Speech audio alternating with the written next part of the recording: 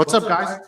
Farooqi Bros here, back with another video. Well, actually, not maybe a video. We're going to try something a little different time. And I think what works best is to call it the Built Different stream, you know? And, you know, for the Farooqi Bros, for my brothers and I, this is how what we're all about from the beginning. It's all about doing things our own way, but also seeing what ways to improve and constantly become something bigger and better with each year. And I think one thing we wanted to do this time was to kind of dip our heads into the live stream area of YouTube. So, and kind of have that communication with you guys back and forth, and to see some guests that might pop up, see what we can do with this format, play around with different topics, and see where we go. So, you know what? Let me just jump into the good stuff. Let me just jump into the good stuff and talk about the latest news, and that's going to be Wonder Woman 1984. So, if you guys don't know, Wonder Woman 1984 has been announced to go to both HBO Max and on theaters where they're open. And I think this is a very interesting idea because it talks a lot about where we are with this pandemic, but also where we are with the future of cinema. And you know, when it comes to the Farooqi Bros, we've talked about the pandemic multiple times. We talked about kind of where we think the impact is going, where things can go, where things might not go, and kind of the whole 9 yards, because this is a big issue, right? And first of all, we're seeing people come through in the chat. So we got our boy Rhyme Slim. If you guys don't know, some of the art that's in his background, he drew it. So he's big time. He's been a designer for us for almost 3 years now, doing a lot of great stuff. So we see you, brother. We see you. Appreciate it, man. Appreciate it. So we're talking Wonder Woman 84, right? So we'll go around the corner, our normal format, and start with Zion. What did you think about it when you heard this? Because for a long time we've been hearing, okay, will they, won't they? Is it going to HBO Max? Is it going to get pushed to next year? And obviously it's been delayed several times. So when you heard that it finally is getting a simultaneous release, what was your thought on that? Honestly, I thought it was the smartest decision they could have done. I mean, the outlook on the theater industry and for the future, for the near future, is bleak at best. I mean, most places still have it closed. If they're not closed, they're only open at maybe 25 or a little higher capacity. So just in terms of if they bank everything on just having it released in theaters, they shoot themselves in the foot. I mean, you saw what happened with Tenet, though, you know, they try to stay optimistic about that. It could have made way more numbers if they went to maybe a streaming option a little earlier, or obviously if there's no pandemic, it would have been even better. But with the situation it is, I think the best thing they could have done is not delay it even more than it's already been delayed. Because even before the pandemic, it was already delayed like a year. So I think this film just has to come out, and what better time than around the holidays to just release it in theatrical release for people who can go to see it, and then streaming for people who are home to see with their families in a safe environment as well. And I mean, it's one of those weird things because it has been this kind of back and forth from the studio. I mean, we know that Patty Jenkins has multiple times talked about how she wants to come out in theaters. She wants to come out in theaters. This is meant to be seen in cinema. And she said it so many times that even her official statement that she put out there on social media along with Gal Gadot, they both said, see this in theaters where you can. But, you know, and in talking about where theaters are open, well, it's not many places. We're talking about New York City where we're at. It's still not open, and it has been open since March. So if I wanted to see a movie like Tenet, I had to go drive like an hour and a half out from where I live just to see it, right? And this kind of speaks to, now whether you agree or not, that's a completely different thing, but this kind of speaks to the wider thing that where are we out in the world and where are we going, right? And Umar, I know you talked a lot about kind of streaming and the importance of streaming many times in the past, and I think not the importance of streaming, but the rise of streaming and where we go from that point. So when you heard that Wonder Woman 84 is coming to HBO Max, did you see it as a sign that people are going forward and we're going to be actually this is kind of be the trend going forward for future films, or do you think this is a one-time thing as the world gets closer to the next kind of phase? Well, I think that because of the pandemic, obviously everything has been changed, really, and obviously the entertainment industry is no different than any other industry that's, you know, going through changes. Obviously, the streaming was already on the rise before the pandemic kind of hit. We already had streaming was already something that was really big. I mean, you look at shows like Game of Thrones, and the kind of money that show made, and compared even to like other shows, and so you already had kind of like a feel for, streaming services being on the rise. But with the pandemic and with these blockbuster movies that are, expected to make billions of dollars, well, $1 billion or more, or whatever the case may be, you have, you have a model that they've been, using, but now they gotta, what's the word? They gotta like there's a word for it. It's on the tip of my tongue. You guys Not know what coming I'm to me talking? either. They gotta No, but improvise. There you go. They gotta yeah, improvise, and they gotta show up. So I think with Wonder Woman 1984, the big thing with this is that I don't think this is really going to be a benchmark, because we've talked about on Comic Debate, we've talked about how Wonder Woman 1984 is very unique because it's been done. Like the movie's been sitting in a vault for like months and months, and we've seen every marketing. Like the marketing for it has been like, people are fatigued, people are tired. So I don't think they should really use that as the, like, if they're trying to use it as a measuring stick to see, oh, are we gonna push more like stuff on the streaming service? I think that wouldn't be the best litmus test. Like, it would be better if the Snyder cut was used as kind of the test to see that market, because we haven't seen a lot of it, although it's been more hyped than a lot of other movies that would go to streaming services would be. But that seems more like the right thing to look at, like to gauge whether this is something that they want to use. And the industry is going to go that way more just because of the pandemic and what that's going to kind of put into place for the future of cinema. right. I mean, And the pandemic go on. the pandemic's not looking up, especially in America. So Yeah. each day that passes, they're just sitting on it, and it's not like it's building up to its release. It's like every day passes, and people like forget that it even exists. So they had to like do something about it, and I think this was the right move for them. Right, and you see our brother Super Batsy out there. He's been a long-time supporter as well. Appreciate you, man. But you made a good point there that, listen, this movie was actually ready to come out December of 2019, and they kind of punted the release halfway for many reasons. But one of the reasons were that you had Star Wars: Rise of Skywalker in the same month. It was like, do you want to dodge that competition or not? In the end, they chose to dodge it, but no one could have predicted that starting March of 2020, the world would be changed for the next few years, right? And because no one could have predicted that, Wonder Woman got delayed.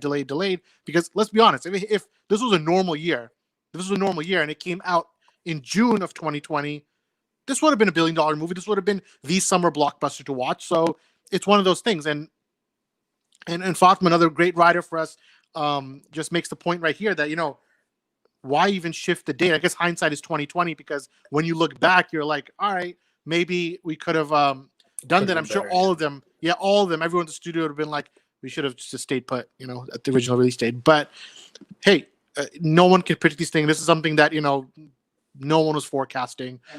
And even as far as releasing it this year, just putting it on streaming, from a marketing standpoint, there's only so much more they could have showed. Obviously, they have like a set marketing plan, and they've gone far enough where if they show any more, then you're basically showing the whole movie. So, you either release it now or you're basically just setting yourself up for failure. Right. And it's one of those things that, the streaming service, because then look at what's going right for streaming, right? And it's very interesting because the numbers kind of speak for themselves. First of all, streaming was on a rise to take over for years now before this pandemic hit, right? Because look at the net numbers. Just in last year, in 2019, and I'm looking at these digits right now, in 2019, more than 60% of consumers were using streaming. And that was compared to, let me get the exact number, 67% of consumers were using streaming versus 60% who were on cable. So if you look at streaming, I always thought of it as kind of the little brother of the big giants, television, cinema. And the little brother was streaming. But you look at Netflix, you look at Hulu, you look at Amazon Prime, these earlier streaming services before we got the Disney and HBO era, they're creeping up. They're tapping on the shoulder. They were coming over. And guess what? Even before the pandemic, they beat TV. They beat television. They became, okay, now it's between streaming and it's between films. And then the pandemic hits and the theatrical model just shrinks and basically gets decimated. And so where you are now. So you're at the point where streaming took over. And you look at the numbers that Disney and HBO, both of them said they hit their like 5-year benchmarks. Well, Disney hit their 5-year benchmark right away in this year, and HBO gained 30,000 subscribers this year in its first year, within the first year launch. And these are great numbers. And Netflix said, like in their first quarter, they've been surpassing by tens of millions of subscribers what they were originally going for. So all of this goes to say is that the next step of streaming was to kind of take on cinema anyways. And when you look at last year, Netflix was leading, had 2 nominations for the Oscars, 2 Netflix movies, right? So these are the kind of things I think about. And now you look at the next step, because we're covering pop culture, we're covering things in pop culture. You look at The Mandalorian, you look at Zack Snyder's Justice League, you see that studios are putting in hundreds of millions of dollars now into big projects with huge IPs to make it happen, which is when we get to, go ahead. There's also a point that I think that most people aren't going to really see, but I think that it's also like the theatrical model comes with a lot of strings attached to it.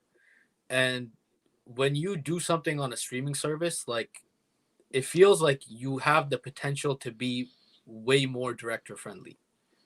Like you have the potential to really let the director do what he's doing.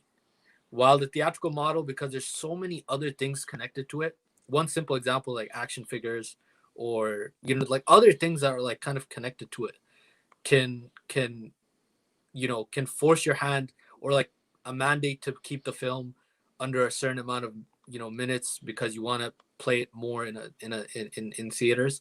Like all these little things, like streaming services really don't have, like they don't have that vibe, that same vibe, right?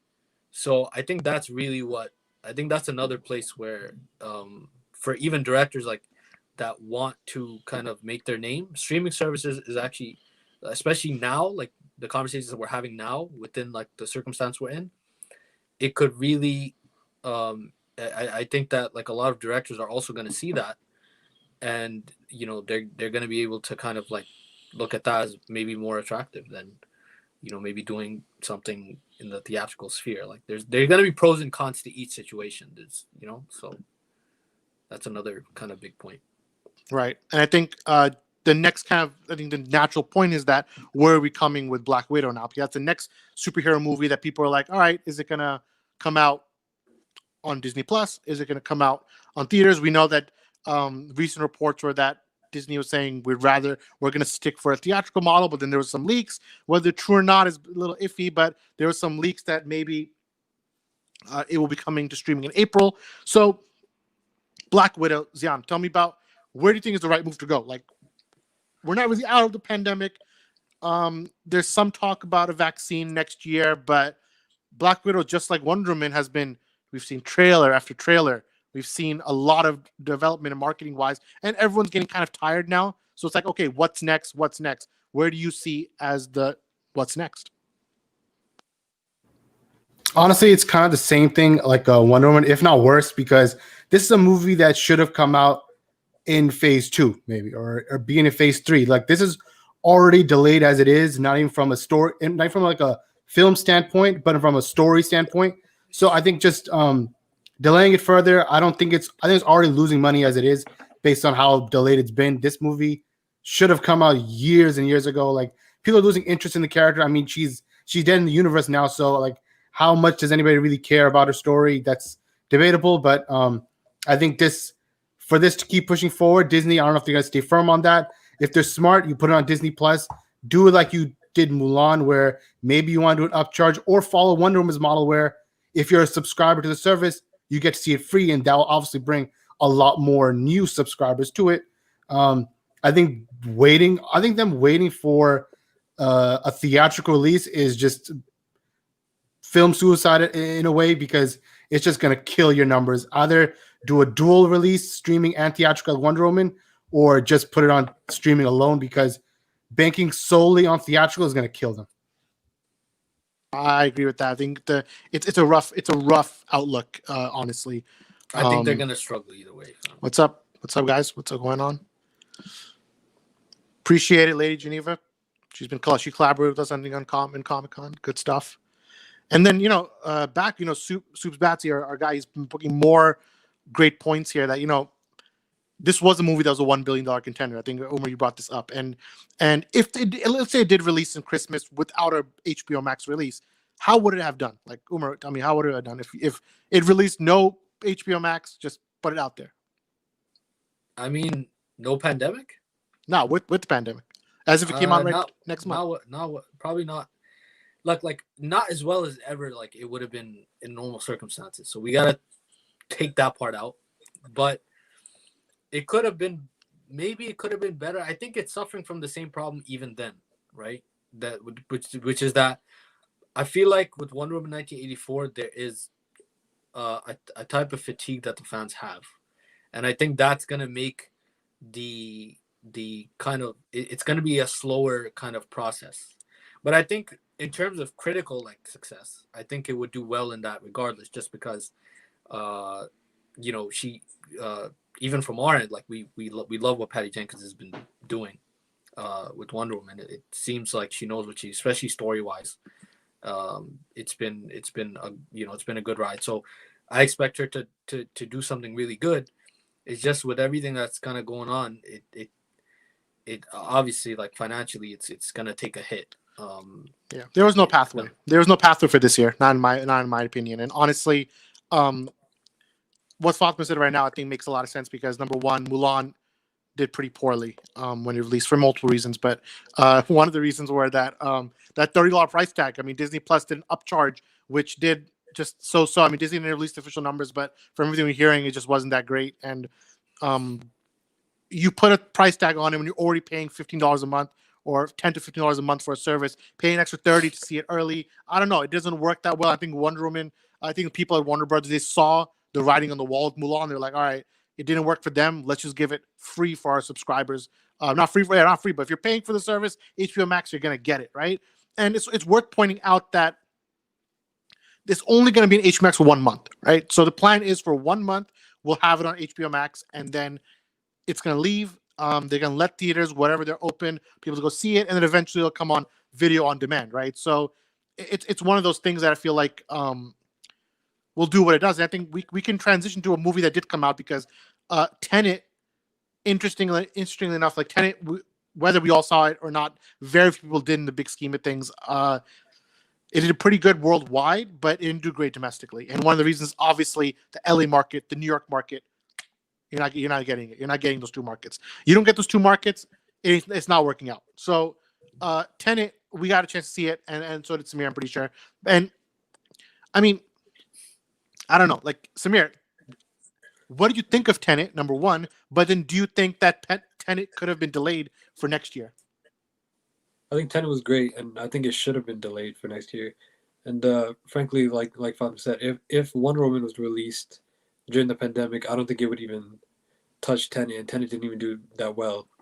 Yeah. So, in hindsight, they released it early in the pandemic, I guess. I mean, we were still months in, but looking back on it, I feel like they should have,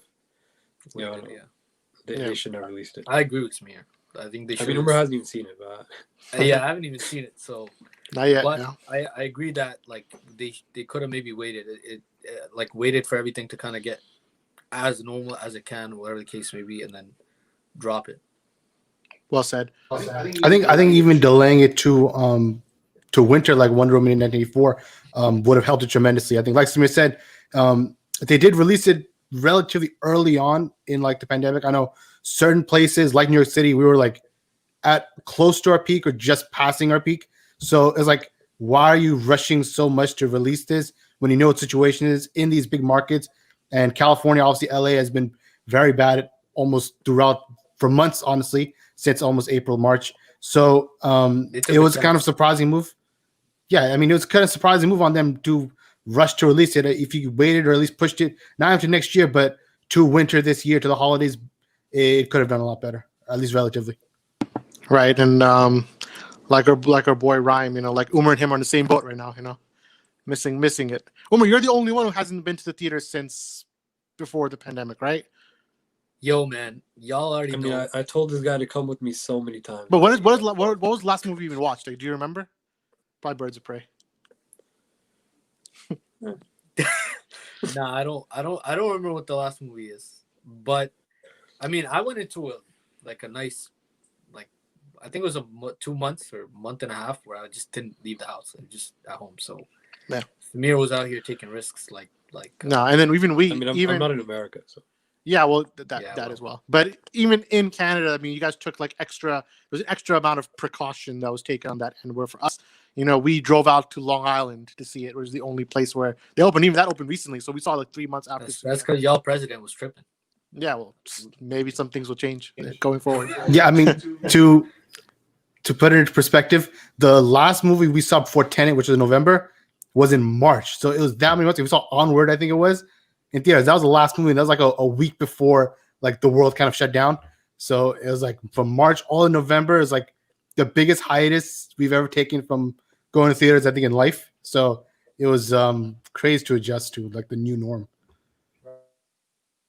I think that we can transition from here to another product. Let's talk about Zack Snyder's Justice League. I think this, we're coming off, I guess, the big November 17th anniversary event. We're coming off Us United, and we did obviously a podcast on it a few days ago where we talked about Us United in length and talked about obviously the great cause and raising money. And Zack is aiming to raise another $50,000 for the American Foundation for Suicide Prevention, as the whole fandom inches closer to $500,000 raised in total. So that's the big thing about Us United, is that the fandom came together. And I think that coming together for a cause is what made the fandom so special. I think that's one of the reasons why kind of seeing the cast come through. And actually, I don't think when we were recording at that point, I'm not even sure that Ben Affleck and Henry Cavill put their stuff out. So Umar, tell me about when you thought when Ben Affleck tweeted Us United, Henry Cavill, like that whole feeling like, well, it's real, it's coming out, and like the whole league is down for it. Well, the cool thing is it just kind of, I think for Zack Snyder and what he actually went through, I think just it showed kind of like all the actors are behind him, and Us United, unity, and obviously when it comes to like the Snyder Cut, I think Zack himself said it best that like this is the real work, like this is like gonna save lives.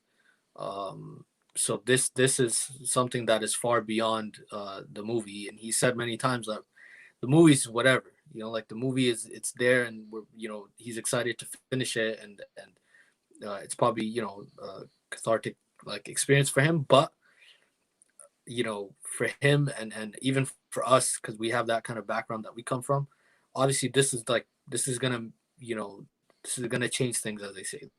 This is gonna help provide some positive change that's needed, and it's gonna help with a bigger a bigger something that's beyond just film and cinema. This is this Right. is for life. This is for people. You're out here like doing actual work. So Yeah, it's just this idea of like, what's your legacy, and what do you do that leaves a mark beyond just when people look back and they say, oh, yeah, these fans came together and they released the Snyder Cut. Well, that's great, and that's a big part of the story, obviously. But when you add in, and not even add in, when you lead with, oh yeah, these fans, yeah, they campaigned for a movie and they got it out, but they also raised 500 grand on the way to do it. Like that's something you hang your hat on. That's something that other fandoms are following. You're seeing the Aircut fandom is doing it. You're seeing what's it called? Alita, the trying to get Alita 2 out. People are doing it where you attach yourself to a charitable cause and you do the right thing. And I think that's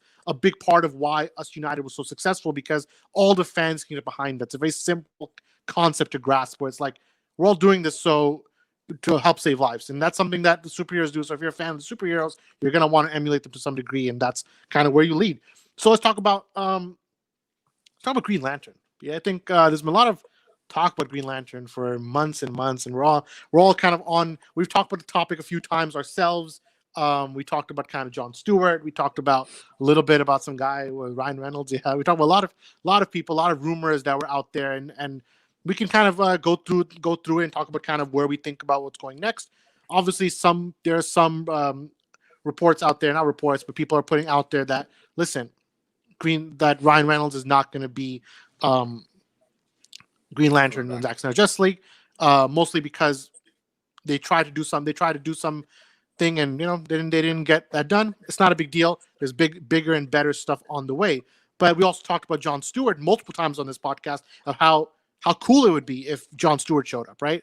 And I still think that just because there are reports that Green Lantern won't be in the Snyder Cut, I think it's a little early to assume that. But there's also plans. Like, listen, when you put that hoodie out there, where it says Zack Snyder's Justice League, and you see all the logos on each arm, and you see Superman, Batman, Wonder Woman, Flash, Aquaman, you see Martian Manhunter, you see Green Lantern. So I think it's very interesting that there is something to do with Green Lantern that's going to be going out there. The question is, how close are we to the release? How much time is there to potentially add something in? I mean, from what we heard always was that, our own sources never straight up said, listen, thumbs up, Ryan Reynolds might be it. But I've other whispers that are like, hey, this is a guy who's been asked about it. He's been asked about it by the powers that be that are you interested? And it's all became down to scheduling. And sometimes it works, sometimes it doesn't. And in this case, because of the pandemic, because of this crunch schedules, because of the nature of things doing things, the nature of things happening, well, of course, it's going to be a different animal. And we also know that Zack is very tactful when it comes to these things. Like, he shot Ezra Miller's new scene for Zack Snyder's Justice League through Zoom. So these days you can do a lot of weird things that you couldn't do. You couldn't get away with it a year before. You can get away with it now. But Zion, I'll give you like a quick prompt. Like, if Green Lantern was to show up in the Snyder Cut, the limited series, do you think it will be Jon Stewart? Do you think it'll still be Hal Jordan with a different actor? Or do you think it's something else entirely, like a history lesson thing? Where do you stand on that? So I think that if they could have gotten Ryan Reynolds, like if all the things worked out, the scheduling and everything else, what other problems might have been happening, it would obviously be Hal Jordan. But I think now that he's not in the film, either they're gonna, I don't think they'll recast him, but if they do, I wouldn't be surprised either. But I think there's a higher chance they either just leave that out, Snyder leaves that out, or it would be more like history lesson, like you said. I mean, we know that WB, they have their own Green Lantern HBO Max show coming out, their own thing. So I feel like they're not gonna allow him to touch Jon Stewart. I feel like Jon Stewart might be a bigger part of that than people say, unless they're gonna bridge it all together and connect it like crazy. My own theory on it, I guess, is that they probably won't do Jon Stewart in the Snyder Cut. If they do, it'll be probably different, unless they connect everything, which I don't think is likely either. Yeah, same. I mean, a lot of us, we grew up with Jon Stewart. Yeah, all Jon Stewart in Justice League and Justice League Unlimited, so that's our favorite. And seeing him would be sick as well. But just the chances on that, if they already had Ryan Reynolds in the film in some capacity as Hal Jordan, I think you wouldn't do another Green Lantern then to replace him. You just do Hal Jordan himself or nobody. Yeah, and then Sam Benjamin, I'd cast doubt on any talk about Sam Benjamin, personally speaking. I don't think that was ever in the cards. But hey, people got to do what they got to do to kind of put their name out there, which is all good. Like, there's no problem with that. But I don't think him being Green Lantern, it's a little premature. But appreciate you, man. We love your show as well. Good stuff. Good stuff. So we're talking about Green Lantern. We're talking about let me answer for a question. How often will you guys be streaming? So let's take a quick tangent from Green Lantern. We'll come back to it. And let's talk about what the stream even is, because I think we should have started with this, but we were so itching to go talk about WW84 and streaming that we dodged to this point. But basically, we were thinking about kind of the next evolution for our podcast, for our YouTube channel. Obviously, you guys are going to still be getting all the content that you know from us, from our schedule. You guys know when you get our stuff. When the big news drops, we're going to be there with that punchy 15-minute analysis that you know us for. But we thought that, you know what? We can give you guys a little more time and give you guys a little more extra talk to us, make it more interactive between fans, between us who are also fans, and then get our team involved. So these are the kind of things we want to kind of start with this one and kind of see how you guys are engaging with it. Are you guys interested in this? Do you want to see more of it? But we think there's a lot to this model going forward. So then we came, our Umar, who is our marketing editor, he devised the name, right? And Umar, why don't you tell me about the name a little bit? Where you get it from? Build different speaks for itself. Build different. I mean, the built different mentality. That's a mentality when you build different. We've been saying it a few times. You'll see it. I'll see it on social media. we'll say we're obviously big sports guys, so it comes from this love of sports and the mentality you have in sports. You know, when you're going to a championship game, you got to be built different, right, to be able to overcome it. And one thing that we always kind of pride ourselves in is that, okay, we're going to do it our way, the Farooqi Bros way. So we thought, okay, the Farooqi Bros do things differently. Well, then we're built different.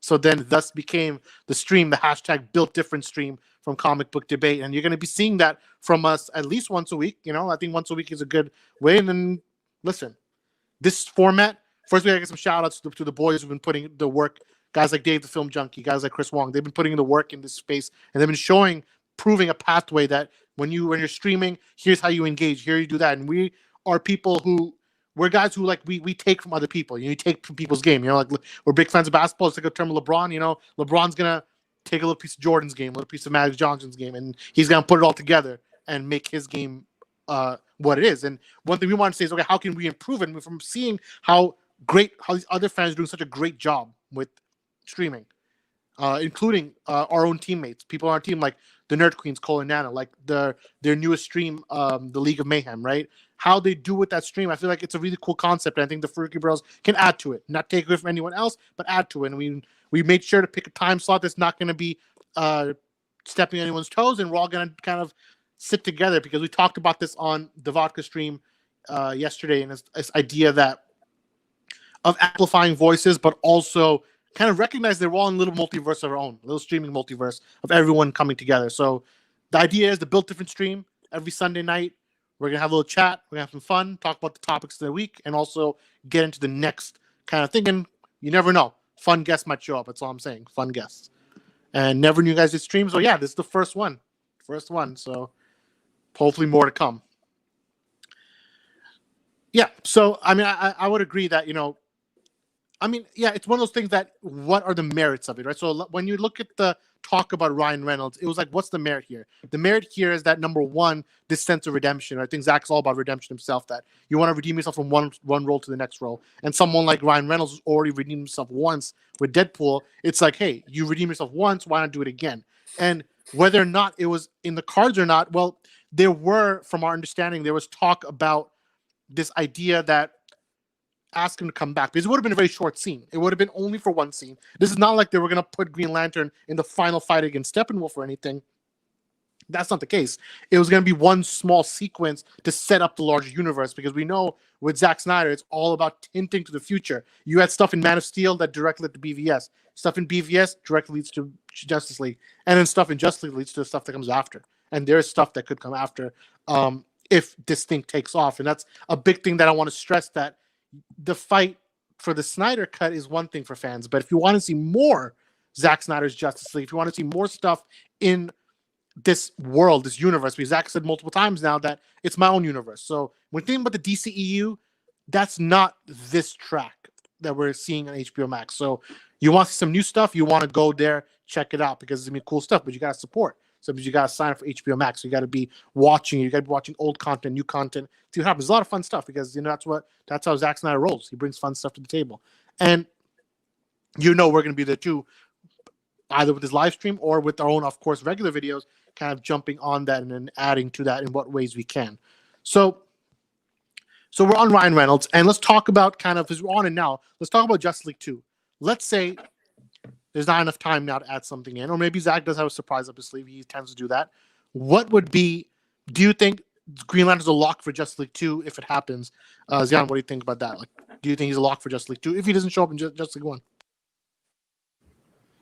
I think absolutely, because anything that Zack feels like he won't be able to fit in this movie, you can be sure that he's going to put it into any of his future projects. Hopefully that means Justice League 2. I mean, this is almost gearing up to be a gigantic success for streaming. The hype around is being built. I think, and as far as streaming is concerned, it's one of the biggest projects ever in recent memory. So just the noise it's gonna make, and like the way it's gonna just spread, the hype is gonna spread when it drops is gonna be something else. So I think anything he couldn't fit in this stream this time in this film, he's going to push the next one, because once fans get to see this and see how it works, this episodic format for this epic saga, they're going to want to see more, obviously. And with the streaming format, easily accessible on your own time, the way you want it, I think is just going to open the doors even more for Zack following the success of this film.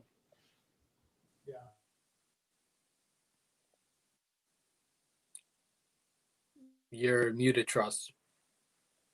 So Yeah. I think this is a pretty cool point that Ryan is making, that Ryan Reynolds and Ben Affleck kind of getting back into like Hal and Bruce. It reminds me of Justice League War. And Justice League War was directed by Jay Oliva, who's a friend of ours, and he's jumped on our podcast one time. Great guy, and he directed that movie, right? Justice League War, and obviously based on the story on the comic book from New 52. But that dynamic between Green Lantern and Batman, I think that's one of the coolest parts about the New 52 in general, where those two have this kind of back and forth. They have this kind of like relationship. Where they can kind of get on each other's backs, but also it's like it's a good dynamic to add to the team, and I do think that that's a dynamic we might see going forward. And I do agree that whoever Green Lantern is, even though I do think that at this point, Jon Stewart is someone that we should be thinking about. We should be thinking about what that Green Lantern can do in this kind of sphere. So let's take a second to like think back. Okay, so we're talking about streaming. We talked about Zack Snyder's Justice League. We're talking about the trend because it's all about seeing trends going forward. So now we're looking forward to 2021 and 2022, and we look at things like the Batman, right?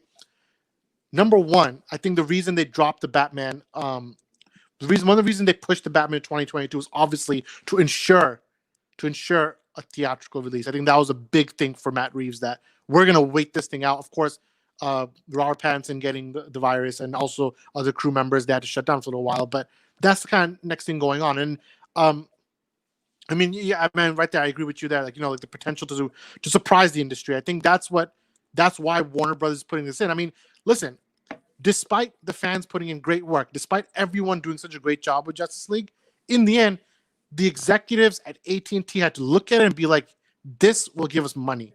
Right? We're not going to do it for free, and they're not saints. They're going to be like, "Hey, we're doing this because we're good guys like that. Free, here's $70 million, Zach, make it happen." Nah, they did it because they're like, put in $70 million investment. How many hundreds of millions do we get back? Right? And you don't put $70 million in if it's just for a one-time thing. You don't. That's not why you put $70 million into any project. So this is the tip of the iceberg, right? And it's the tip of that for DC Universe in general, because when you got a guy like Jim Lee, you already know what Jim Lee's been doing. He's been putting his stamp on this multiverse, and he's been basically any good thing that's been happening with the DC film side, it's Jim Lee. You can just give him that credit right there and then, because that's what we're doing. And one of the reasons is that idea of embracing the multiverse, right? Let's tie that as our next topic. Embracing the multiverse, where are the characters lining up? Because I noticed something really cool, because DC put out new artworks for Superman, Batman, Wonder Woman, Flash. And in these artworks, which is officially on their banners, you check it out on Facebook or even Twitter, you're gonna see, for Superman particularly, you're gonna see Henry Cavill, you're gonna see Tyler from the Superman and Lois show, you're gonna see the Injustice Superman, then you're gonna see the comic book Superman. And this is embracing kind of the idea that you have multiple versions of a character, right? But I think this is most important, not for Superman as much as for Batman, because Batman is gonna have two A-list actors taking on the role simultaneously, because even after Justice League, Ben Affleck's going to be on The Flash, and we already know Robert Pattinson is going to have the role in his pocket for a trilogy, so that's talking about a decade right there. So, Umar, this one's for you. The multiverse, Ben Affleck, Robert Pattinson, do you think that they can coexist? Like, the audience is smart enough now that they can see that, yeah, these are two different Batmans from different universes. Give me your thoughts. Yeah, of course. I think that kind of I mean, they're like, again, like the Snyder Cut's coming out much earlier, and obviously the Batman is something that they're probably gonna wait to get it out in theaters, and it's always gonna be, it's so there's a time difference, right? Which actually could be in their favor, because it allows one thing to kind of go on and then another thing to come as well. But at the same time, like, you have the Michael Keaton stuff, so like they're already going all in, as they say. Like, they're confident that the fans are going to be able to kind of see the difference between the different characters, and the multiverse is a very comic book concept, and a lot of the hardcore fans, this is something that is exciting. Like, this is something where you're gonna, especially the Flash movies with what they're doing over there. Not only are they trying to get like the two different Batmans in one setting, right? And then also, like, for the fans that want more Snyder, that want more Ben Affleck, you might get that, and at the same time might get the new stuff with that Matt Reeves is doing. It's a win-win at the end of the day. Anybody that you would have to be stupid to be like, no, I just want the one thing over everything else. Like, that's, to me, that's kind of short-sighted. Like, I don't know why you would, hamstring yourself for more content, right? At the end of the day, we all want more content. We all want to see these characters do their thing. And obviously there's different flavors and stuff, but look, like, at the end of the day, everything can exist in one space. And I think that's going to help. That's also going to help kind of differentiate DC from Marvel, even though, yeah, we know that Doctor Strange is coming out, Multiverse of Madness, but that's still kind of, it's, like, you're not going to see 3 different Iron Men in one, or 2 different Iron Men or man or whatever in one thing. Like, you're not going to see that. Like, it's something that Marvel hasn't done yet. So you have a chance to actually, DC has a chance to do something in that space, which is unique. I know Samir wants to say something. Go ahead. What are you talking about? Marvel. I feel like Marvel can go much further than DC can when it comes to multiverse right now, because of how much they've built up so far with their MCU and with Spider-Man. Yeah, I never said they can. I'm just saying. I never said they can. I'm just saying they're not doing it. I don't know what you're talking about. honestly, I could not disagree with you more, Samir. I don't know what you're talking about. If you take Spider-Man out of the equation, which once again Sony has the rights to, they're just lending Marvel the rights. Marvel, in terms of multiverse, is like garbage compared to DC. DC, you have amazing versions of every character, basically all the Hallmark characters. You can do so much more. I mean, this is the time you look at what Marvel has in the future.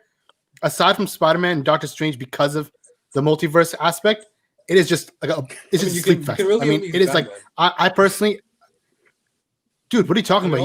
You can have multiple Supermen, you can have Batman, you can have multiple Flash also. But I'm saying you want to bring the CW verse in? It's like why don't you not bring it in? But I'm saying on film, you can still, multiple can exist. Flash, all these kids, different versions of Flash, but DC with this, especially doing something as crazy as bringing Michael Keaton, going to the past and bringing those characters back, that's something DC has that Marvel just doesn't, because with the MCU, that's what built them. That's what made them big. Also, it's a generational thing as well, because Michael Keaton fans that might not be that into like the new stuff, you're gonna get them. It's similar to what Star Wars did with the new trilogy that they just had, where you have like multiple different generation targets now. You have an audience that is, very much like, and maybe, you know what, like, I don't disagree with Samir's like main thing, which is that if you look at from a potentiality standpoint, yes, Marvel easily, like, if in like 5 years from now they want to bring Robert Downey Jr. back and they already had another person in his place and they want to like do something crazy because of the way they built their stuff, that's amazing. Like, they could probably do something in that area, but they're not doing that. So no, I think honestly I think that, first of all, I take pieces of everyone's argument and I agree with it. But number one is that we've been talking multiple times on our podcast about Tobey Maguire and Andrew Garfield come back as Spider-Man.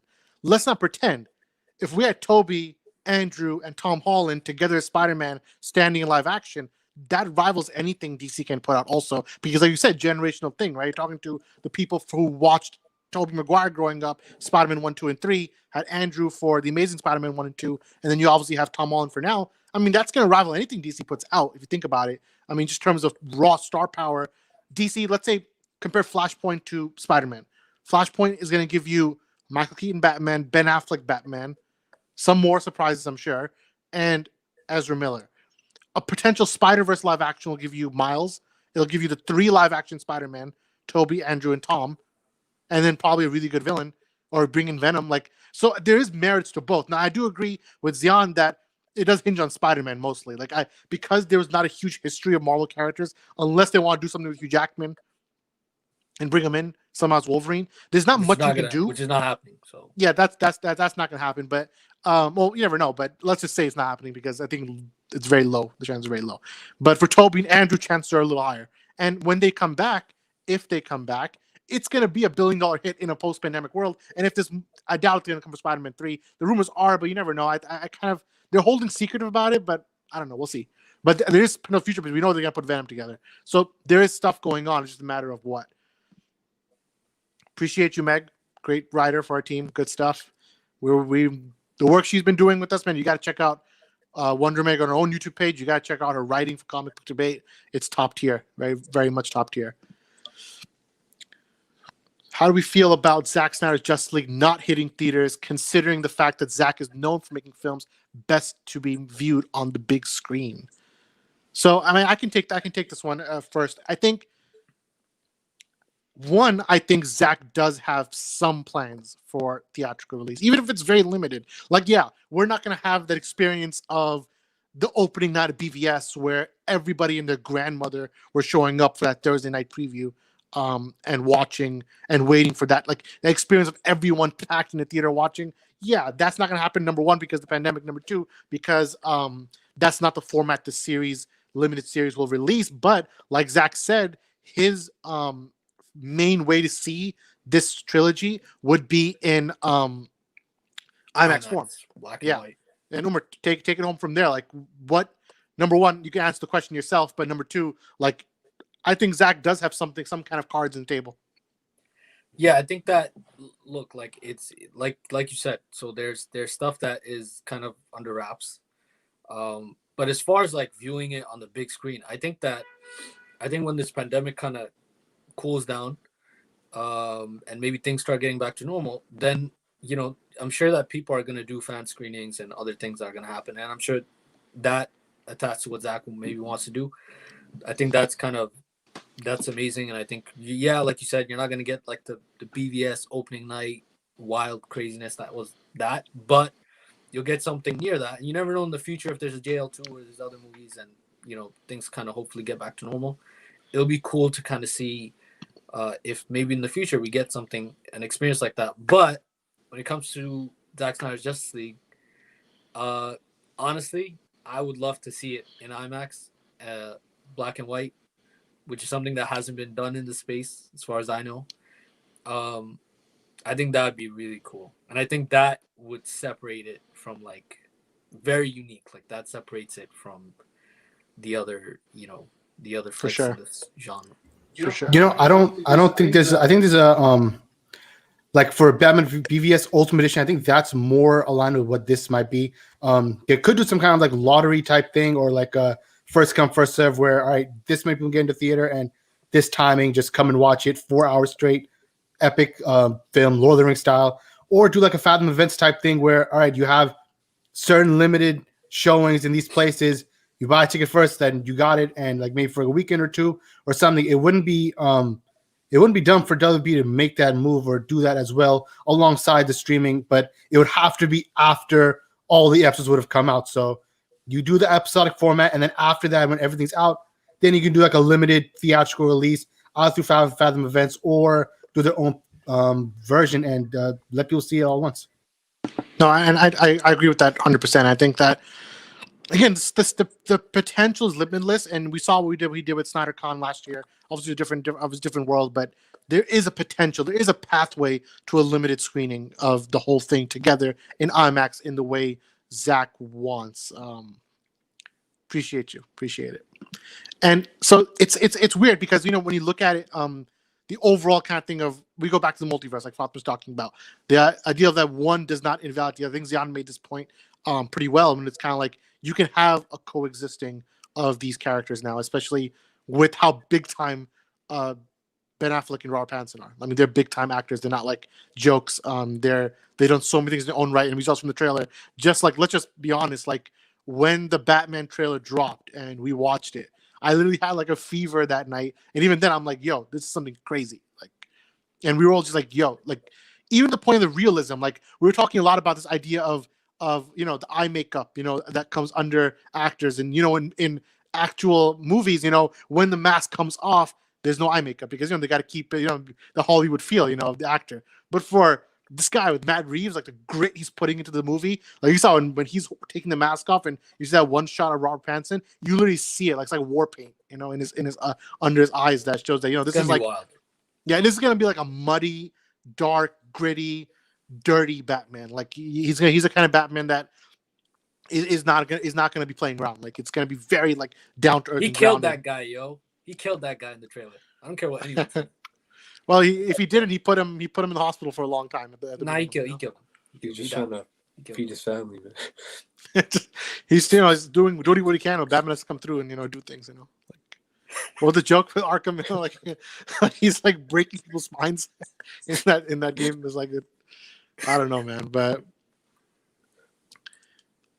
yeah, I agree. That BVS. I mean, let's talk about BVS. Like that opening night. I mean, we coordinated our watch times. And when we came out, what did we do? We didn't go to sleep that night. We were just up all night talking about it. It was good. I'm laughing at Samir because he's just like weird. What? Talk about that opening night. It was pretty wild. I mean, it was. I mean, me and Samir. I know that me and Samir kind of saw, like, we saw some of the, TV spots. Like we saw, yeah. I think we saw one or two, but, I think when we were in the movie, like the kind of like the feel of the crowd, and Ottawa's quiet. Like Ottawa's theaters are not like, New York or like any big city. Like usually, I think Avengers: Infinity War, people were like shook and going crazy, especially at the end. And Batman v Superman had a couple moments where the even in little Ottawa, Ontario, Canada, people got loud. So obviously the one big one was the Wonder Woman reveal. Just the way that was done, man, and like the people got loud in the theater, and then people got real quiet after Superman tried to save the world. So yeah, for us as well. I remember all of us talking that night for like hours about what we just saw, and that was a theatrical cut that a lot of people were like, "Oh, Ultimate Edition is like 1,000,000 times better," and it is better, But even what we got in the theater was really. Was wild. What do you guys think was the loudest experience like ever in a theater? Like sitting. Do you guys remember like what's the loudest experience? Like we were sitting and watching something. Samir, did we watch Harry Potter together? The last one? Yeah, we did. Was that loud? Do you remember if that was loud? I don't even remember. I remember when. Go ahead. When they were getting the Soul Stone, that was pretty loud. When what's the show? Avengers Endgame. In Times Square was loud, and that was like a midnight. Yeah, that was pretty loud. Yeah, that was loud because was obviously loud. Endgame. Yeah, and that was actually not in the biggest room because we could not get the tickets on time because we were what were we doing? We were doing something, but we couldn't get the tickets on time, so we came. It was a week of our hospital charity event, and Umar Samir were here in New York City, and yeah, I don't know why we usually book it like a month in advance, but. Obviously, Endgame was like the biggest show in like years, so those tickets went like something else, and we just booked anything we could for that Thursday night, and we got like a 11 p.m. screening in Times Square, and even then, like everybody was going wild in the room and the big scenes, like every seat was filled. Yeah, every single seat was filled, and it was wild. In Ottawa, I think the biggest we've ever experienced probably is Avengers: Infinity War. Also, the anxiety that people had, like when it looked like Thanos was basically going to kill Tony. I've never felt that for any other kind of like thing. Yeah, I was in the press screening, and I was sitting next to it was Kevin Smith. So he was sitting next to me in the press screening for Infinity War, and Healy screamed out literally like he basically cursed out when Tony got stabbed at the first time. And I was like, this is like a live experience, and you felt that. I think Star Wars was pretty loud also. That main scene where they were calling 8. for the Millennium Falcons. They were saying the Falcons coming in episode 9 at the end. And the whole army came and the main Star Wars music played for one last time for the 9 movies. That had the theater loud when we were watching. But I'm pretty sure when Thor landed in Wakanda, it was that was Oh yeah, that Yeah. was wild. yeah. That was And it was really funny. wild on our end. We the four of us were in New York. The second or third week, and still it was loud then. Like it was loud. We were just watching it locally, like it was just on a local theater. Just let's watch it one more time together. It was loud then too. So yeah, there's a lot of these small experiences which are loud. You know what was a loud experience? Was not an official theatrical experience.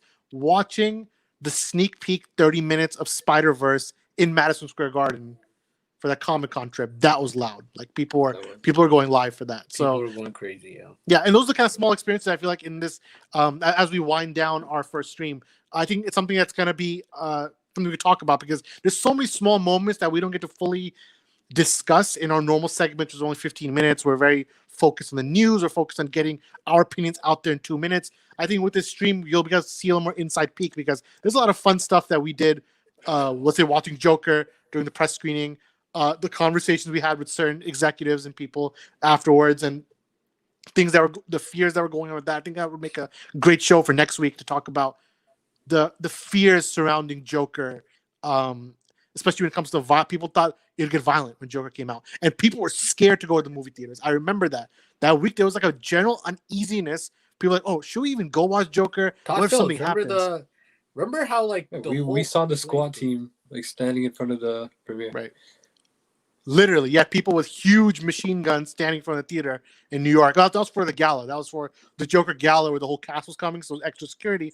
But you had like just people were lined up, like they walking into like an army. Like, yo, what's going on? It was a different feel. It was a different feel. It was different.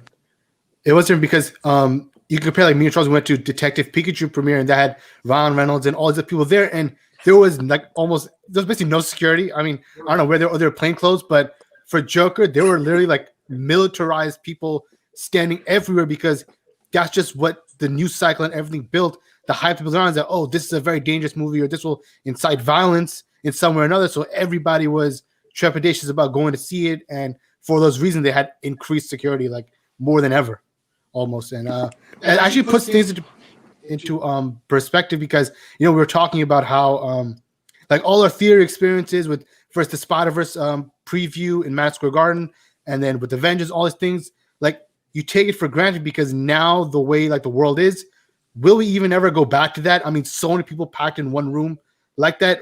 Is that even possible in the near future? Maybe 2022. Who knows? Yeah. I mean, the vaccines are coming out soon. We don't know. The outlook is very different. And like, you know, once you look back, like, oh, that's what we had. Will we ever get that again? I'm happy that. Go ahead. Yeah. Before we wind down, I know we're gonna wind down. I gotta say, yo, the Joker's a go. Like Joker the character for me is the as a character of the movie. The movie? The movie or the character? The movie. I mean, the character's up there. The character's up there too. I mean, if I got that picture, it would have been it. But You mean the show picture with Joaquin Phoenix and Rooney Mara? yep.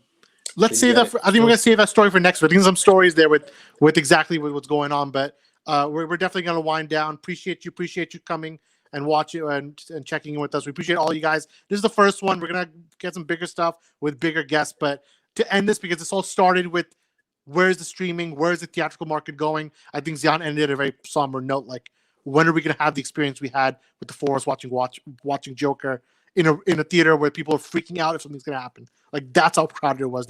And we were watching with NBA players. Like, that was like DeAndre Jordan was walking in, Knicks players, Nets players. Like, it was such a surreal experience, and we were packed like tight.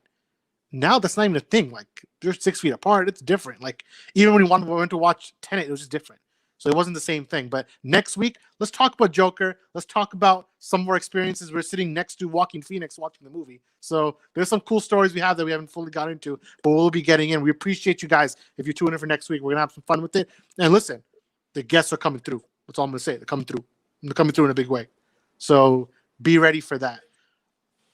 If you guys have anything to say, please let us know in the comments below. You want to join the debate? You want to be built different like the Farooqi Bros? You know what it is. You got to come through. Come through for our streams. It's going to be fun. A lot of cool stuff on the way. This is the tip of the iceberg. Next week, we're going to get some people on our team on board. We're going to get some new stuff going on. And then eventually, we're going to have some surprises for you because there's some stuff. We're in the lab. We're cooking. That's all I'm going to say. All right. From myself, from Zion, from Umar, and from Samir, we're the Farooqi brothers. And we'll see you next time. Peace out.